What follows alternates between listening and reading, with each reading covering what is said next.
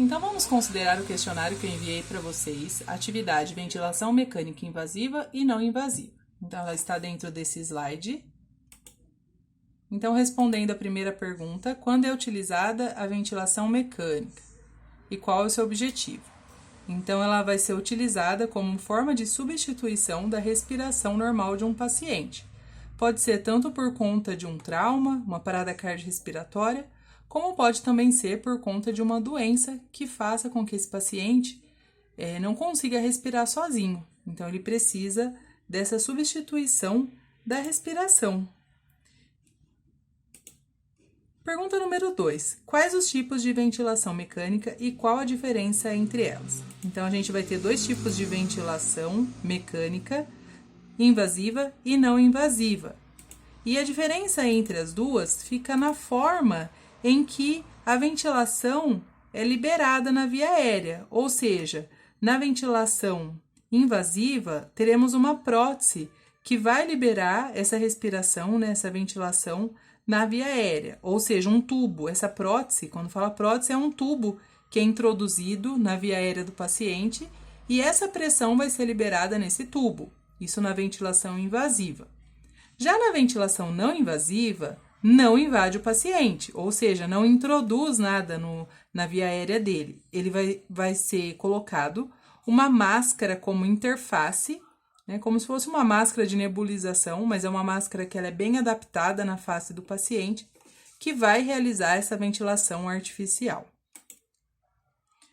3. Quais os benefícios da ventilação não invasiva?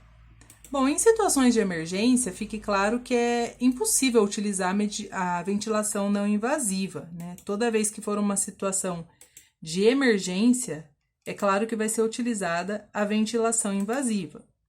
Mas e no caso daqueles pacientes crônicos, pacientes que estão tratando já alguma doença do sistema respiratório e que tem a possibilidade da equipe fazer um trabalho em cima dessa capacidade respiratória do paciente para evitar que esse paciente seja entubado, para evitar que seja realizado um procedimento invasivo.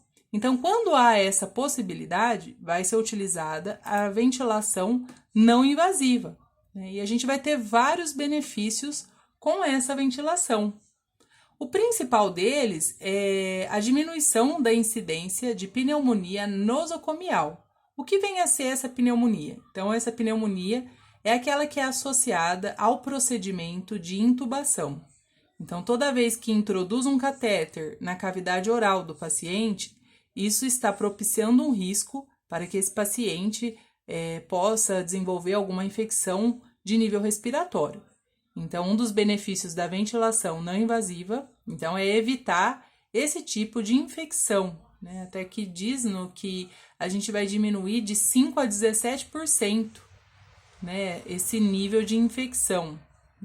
Outro benefício da ventilação não invasiva é a diminuição do tempo em UTI, Diminuindo infecções nosocomiais, diminuirá também o uso de antibióticos também, Esse paciente, ele vai ser um paciente que, quando ele recebe esse tipo de tratamento, ele vai com mais rapidez para o quarto e recebe alta também com muita mais rapidez do que se ele tivesse passado por um procedimento invasivo.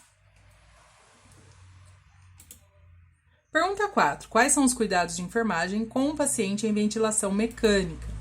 Então, toda vez que a gente estiver fazendo os cuidados nesse paciente, a gente tem que se atentar a algumas coisas, Então, ficar atento aos alarmes do respirador, Então, esse respirador, sempre que tiver uma desconexão desse circuito respiratório, ele vai disparar um alarme. Então, é justamente para a enfermagem, ir lá, escutar o alarme e verificar o que houve de errado ali com aquele sistema. Outro ponto, observar a sujidade no circuito, Então, deve ser realizada a limpeza concorrente, tanto no respirador como nesse circuito, mantendo essas conexões livre de água condensada. O que é essa água condensada? Então, esse circuito ele pode acumular uma água devido à umidificação que ocorre, Então, tá sendo feito todo um processo de inspiração e expiração, que vai acabar provocando acúmulo de água nesse circuito. Então, a enfermagem deve se atentar para evitar, né, que aconteça isso, né?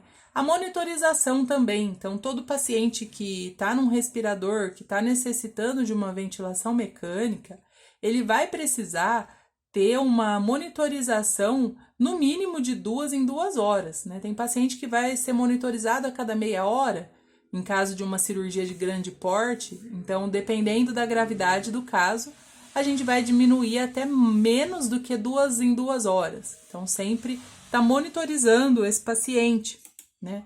Observar, no caso, também se esse paciente está mantendo uma saturação adequada, né? Para o adulto, né, eu falo que abaixo de 90, a saturação não é uma saturação adequada, né, para o paciente. Então, se observar que apresenta uma queda de saturação, quer dizer que pode indicar a necessidade de uma aspiração, né? Pois esse paciente ele não consegue, ele vai ter um acúmulo de secreção que ele não consegue colocar para fora. Então, de alguma forma, a gente precisa realizar a retirada dessa secreção, né? E o último ponto, aspirar as vias aéreas superiores, né, e realizar a higiene bucal, né, com solução antisséptica. Essa higiene bucal ela é extremamente importante no paciente entubado, pois a maioria dos casos de infecção nosocomial é devido à sujidade da boca do paciente. Então, sempre realizar a limpeza, a higiene com antisséptico. Com respeito à aspiração, hoje teve uma dúvida de uma aluna que ela perguntou sobre se o técnico em enfermagem pode realizar a aspiração. E eu mandei para vocês uma resolução do COFEM do ano de 2018 que fala sobre a função, né, de cada categoria na aspiração do paciente intubado, né, paciente que necessita desse procedimento. Então, cabe ao enfermeiro, né, a fazer essa aspiração de paciente grave. O técnico ele pode realizar esse procedimento em pacientes domiciliares e ele pode também auxiliar o enfermeiro, né, nesse procedimento. Mas se vocês tiverem alguma dúvida, né, é só vocês conferirem o artigo que eu mandei para vocês, que lá especifica certinho, dentro da resolução, qual que é a função de cada categoria. Muito obrigada, boa noite.